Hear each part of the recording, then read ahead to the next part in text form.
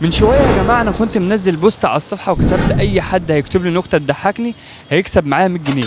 فدلوقتي احنا هنشوف احلى نكته ضحكتني وهنعرضها قدامكم عشان تكسب ال 100 جنيه، واي حد عنده نكته تضحكني هيكسب 200 جنيه. دلوقتي يا جماعه في واحده اسمها سلمى بعتت لي نكتتين، بتقول لي مره مانجا راحت تعزف مانجا، مره مانجا راحت تعزف مانجا تانية قالت لها مانجو الكوش في حاجه وحشه. حلو حلو والله. زي ما انتم شايفين يا جماعه انا قلت لها الف مبروك، ممكن رقم حضرتك عشان نحول لك ال 100 جنيه، فقالت لي لا انا مش بعت عشان حاجه، انا بعت هزار مش اكتر، ممكن تشوف اي حد تاني محتاج وتحول ليه الفلوس عادي. فانا قلت لها هي دي عباره عن مسابقه وحضرتك كسبتي، فقالت لي وانا مش عاوزه المكسب ده عادي وشوف اي حد تاني غيره وكسبه المكسب بتاعي.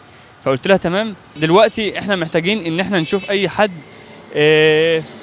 مثلا محتاج للفلوس دي ونديها له، فيا ترى هنلاقي ولا لا. وهنا يا جماعه قابلنا البنت دي، ودي كانت اكتر واحده فعلا تستحق المكسب، وهنا كانت خدت بالها من الكاميرا. السلام عليكم. عليكم السلام. عامله ايه؟ الحمد لله. في واحده اسمها سلمى بعتت لك 100 جنيه.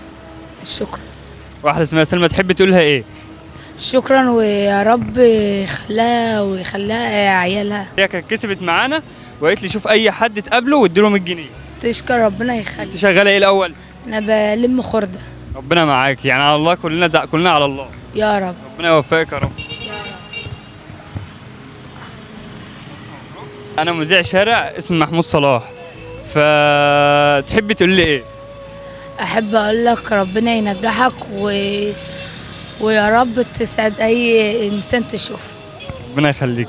يلا. شكرا.